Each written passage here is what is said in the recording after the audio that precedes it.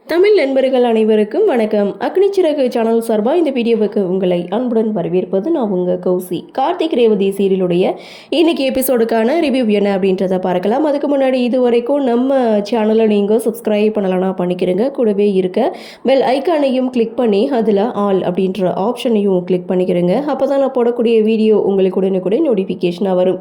எபிசோடை பொறுத்த வரைக்கும் கடத்தப்பட்ட ரேவதியை கார்த்திக் கண்டுபிடிச்சாரா இல்லையா, எப்படி கண்டுபிடிச்சாரு, காப்பாற்றினாரா அப்படின்ற ஒரு எதிர்பார்ப்போடு தான் இன்றைக்கி எபிசோடை முடிச்சிருப்பாங்க.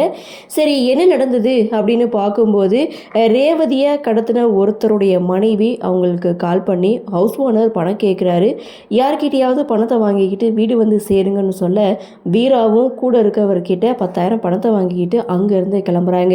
அப்படி போகும்போது ரேவதியுடைய சொட்டரை எடுத்து பைக் மேலே போட்டுட்டு போயிட்டுருக்காரு. ஸோ வர்ற வழியில் கார்த்தியை கிராஸ் பண்ணி தான் போகிறாங்க. அந்த இடத்துல தான் கார்த்தி ஆக்சிடெண்ட் ஆகும், அந்த சொட்டரை பார்ப்பாரு அப்படின்ற ஒரு எதிர்பார்ப்பு இருந்தது. ஆனால் அதுதாங்க இல்லை. ஸோ கிராஸ் பண்ணி கார்த்தி ஒரு பக்கம் போக வீரா நேராக வீட்டுக்கு போயிட்டு தன்னுடைய மனைவி கிட்ட 10,000 பணத்தை கொடுத்து இந்த சொட்டரை உனக்காக தான் வாங்கிக்கிட்டு வந்தேன் அப்படின்னு சொல்லி ரேவதியோட சொட்டரையும் அவங்கக்கிட்ட கொடுத்துட்டு அங்கேருந்து கிளம்புறாரு. ஸோ கார்த்தி அது வழியாக வந்துட்டு இருக்காங்க.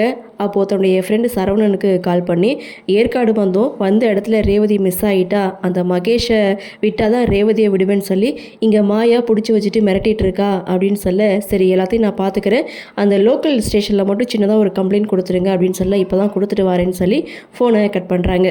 ஃபோன் பேசி முடிச்சதுக்கப்புறம் கார்த்தி ஒரு பக்கம் நடந்து வந்துட்டு இருக்காரு.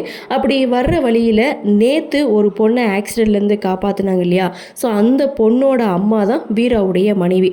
அவங்க கார்த்தியை பார்த்துட்டு வணக்கம் சார், எப்படி இருக்கீங்க அப்படின்னு சொல்லி கேட்க கார்த்திக்கு சடனாக ஞாபகம் வரல. அப்போ தான் அந்த அம்மா ஞாபகப்படுத்துகிறாங்க, நேற்று என் குழந்தைய காப்பாற்றினீங்கல்ல, இதுதான் என்னுடைய வீடு அப்படின்னு சொல்லும்போது இருங்க சார் தண்ணி எடுத்துகிட்டு வரேன்னு சொல்லி கார்த்திக்கு தண்ணி கொண்டு வந்து கொடுக்குறாங்க. கார்த்தி வேணான்னு சொன்னாலும் அவங்க கட்டாயப்படுத்தி கொடுக்குறாங்க. அப்போது அந்த குழந்தை வருது.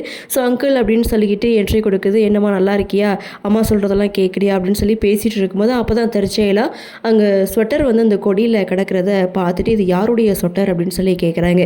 இப்போ தான் அதனுடைய ஹஸ்பண்ட் வாங்கி கொடுத்துட்டு போகிறாரு அப்படின்னு சொல்லும்போது உங்கள் ஹஸ்பண்ட் என்ன வேலை பார்க்குறாரு அப்படின்னு சொல்லி கேட்க, அவர் எந்த ஒரு வேலைக்கும் ஒழுங்காக போகிறது கிடையாது, ஏதோ சின்ன சின்ன வேலை தான் பார்த்துட்ருக்காரு அப்படின்னு சொல்லும்போது அப்போ தான் கார்த்தி மறைக்காமல் அந்த அம்மா கிட்டே உண்மையை சொல்கிறாங்க. என் மனைவியை காலையிலேருந்து காணும், அவங்க போட்ட சொட்டர் தான் இது, உங்கள் கணவரை வீட்டுக்கு வர வைக்க முடியுமா அப்படின்னு சொல்லி கேட்க, அடுத்த செகண்ட் வீரா ரேவதி கடத்தி வச்சுருக்கிற இடத்துக்கு போகிறாங்க. அதே செகண்ட் வீராவுடைய மனைவி கால் பண்ணி முக்கியமான விஷயம் பேசணும், வீட்டுக்கு வந்து சேரு அப்படின்னு சொல்லி வர சொல்கிறாங்க.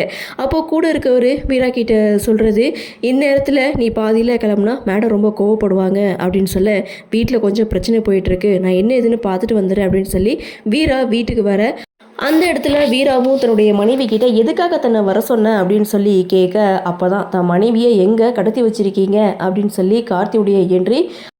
அப்போது அவர் தனக்கு எதுவும் தெரியாது அப்படின்னு சொல்லி உண்மையை மறைக்க அவருடைய மனைவி சொல்கிறாங்க, நேற்று ஒருத்தர் நம்ம பொண்ணை காப்பாற்றினாருன்னு சொன்னால இவர் தான் அப்படின்னு சொல்லும்போது குழந்தையுடைய உயிரை காப்பாற்றுறதுனால ஸோ ரேவதி எங்கே இருக்காங்க அப்படின்ற விஷயத்த நான் சொல்கிறேன்னு சொல்லிட்டு இங்கே கார்த்தியை காரில் கூட்டிகிட்டு போயிட்டுருக்காங்க. இவங்க ஒரு பக்கம் காரில் போயிட்டுருக்காங்க. அப்போ தான் மாயா கடையில் ஜூஸ் வாங்கி குடிச்சிட்டு இருக்கும்போது வீராவுடைய கார் வரதை மாயா பார்க்குறாங்க. வீராவுடைய காரில் கார்த்தி இருக்கிறதையும் அவங்க நோட் பண்ணுறாங்க. அடுத்த செகண்ட் தன்னுடைய அடியாட்களுக்கு கால் பண்ணி ரேவதியை மலை உச்சியிலிருந்து தள்ளி விட்டுருங்க, நான் கொடுத்த லெட்டரையும் அங்கே வச்சிருங்க அப்படின்னு சொல்ல, மாயா சொன்னபடியே ரேவதியை மலை உச்சியிலிருந்து தள்ளி விட்டுறதுக்கு ரேவதியை இழுத்துட்டு போயிட்டுருக்காங்க. மலை உச்சிக்கும் போயிட்டாங்க. ரேவதி கட்டப்பட்ட இடத்துக்கு கார்த்தி போய் செக் பண்ணி பார்க்குறாங்க. அங்கே ரேவதியை காணும். வீராவும் பார்த்தீங்கன்னா அவங்க எங்கே போயிருப்பாங்கன்னு எனக்கு தெரியும் அப்படின்னு சொல்லிட்டு கரெக்டான லொக்கேஷனுக்கு கார்த்தியை கூட்டிகிட்டு போக, கார்த்தியை பார்த்ததுமே இங்கே ரேவதியை பிடிச்சி கீழே தள்ளி விடுறாங்க. ஸோ கார்த்தி வேகமாக ஓடி வராரு. இதோட எபிசோடையும் முடிக்கிறாங்க.